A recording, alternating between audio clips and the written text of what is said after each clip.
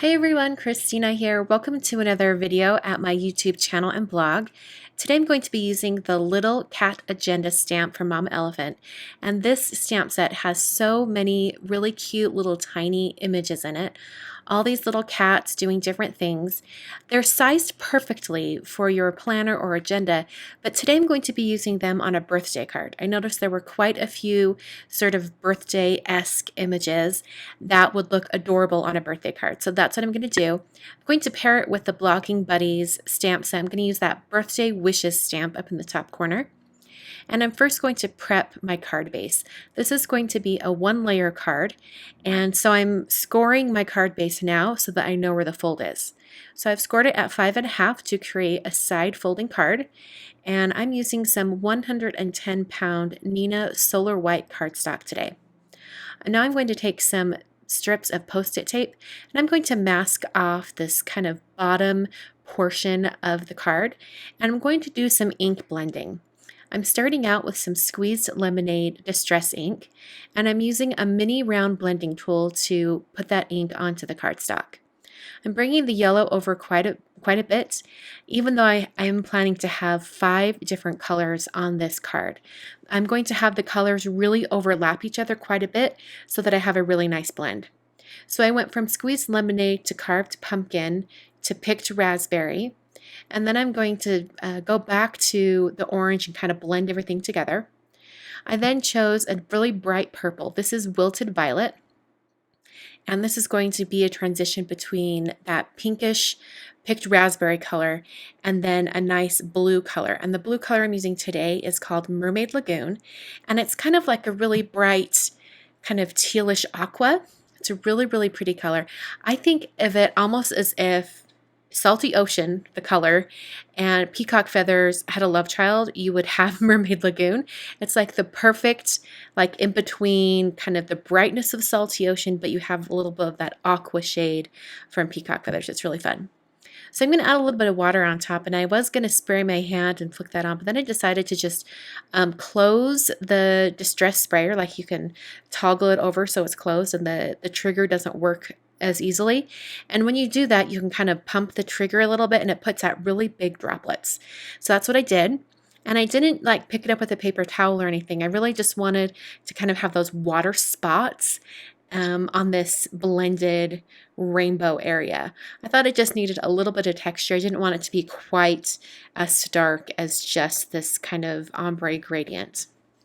So now I'm going to take my Misty stamping tool and I'm lining up all of my stamps. I have 4 of those cat stamps and then the birthday wishes stamp.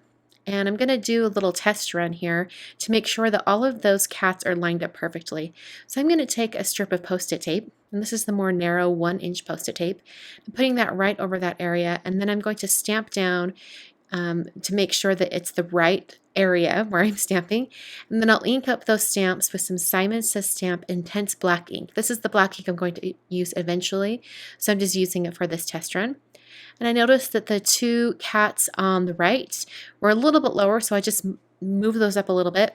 And then it was in the perfect position to stamp this whole row of cats and the grading. So I stamped it once, and then the 2 cats in the middle didn't quite stamp really nice and dark. So I stamped it once more. And that's why using a Misty tool is fantastic for this, because you can really intensify all of your black lines. So I just stamped that again in the same position. And then I'm going to move on to some Copic coloring. So I'm going to be coloring all of these cats like cats that I have had in my life. So this first cat and also the third cat are going to be colored like my 2 cats that I have currently.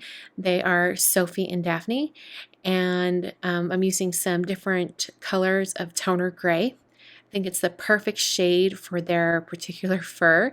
They're silver tabby cats, and they're so adorable and cute. I'm gonna add a little bit of blush there with R20. And I'm going to color the first one like Daphne. You can tell it's Daphne by the 3 straight lined stripes on the forehead. The second cat I'm coloring like Manny, my cat that I had a while back, and he had half of a black face and the other rest, like the rest of his body, at least that you can see on the front here, was white. So I'm going to add a little bit of a white gel pen. I'm going to use a Jelly Roll pen and add that eye back in, since when I colored it in black it lost the eye there. So this third cat, like I mentioned, is colored like my cat that I have currently. This is the one that looks like Sophie. And you know it's Sophie because she has an M on her forehead. So it's the, the perfect kind of typical tabby cat M on the forehead. So I colored that one like her. And then this very last cat, I decided to color it all white. And I had a cat growing up named Sasha, and she was completely all white except for pink ears and a little pink nose. So I thought that would be perfect. So now I'm going to bring in some colors on all of the little elements that the cats are holding. And I'm going to try to match those colors to some of the colors down in the ink blending that I did earlier. So I'm adding some kind of aqua teal colors and then quite a bit of pink. I wanted to make sure that this balloon was a nice pink shade. And then I brought in some yellow and orange. And at first I was going to have that cake be yellow-orange, but then I realized that the flames on the candles would have to be the same color, and I kind of wanted to bring in some purple. So I'm actually going to stamp that particular cat stamp one more time and recolor just the cake. And then I can cut it out and adhere it down onto the rest of my card. This is just a way to kind of help salvage a portion of your colored image that you might not like the particular colors you used, or maybe had a little mistake. You can always kind of stamp it again and cut out just the area you want to change, and then you can use some adhesive to adhere it down. The one thing you want to remember is to take a black brush tip marker and paint over the edges of that piece that you're going to be putting on top. This is going to help disguise that it's a different surface of paper, because if you left the white edge, you would be able to see the edge on top of the coloring you've already done. So by doing that black, like painting the edges black, it really disguises that. So I used some Ranger Multimedia Matte adhesive to put some adhesive down over that cake, and then I'm going to place the new purple cake right over top. And I really love that it's the purple, and it kind of brings in that purple shade that's on the card below. And I'm glad I switched it out because I think it looks a little bit better with a different color combo. So some of my ink blending kind of bled through my masking paper when I added those water droplets.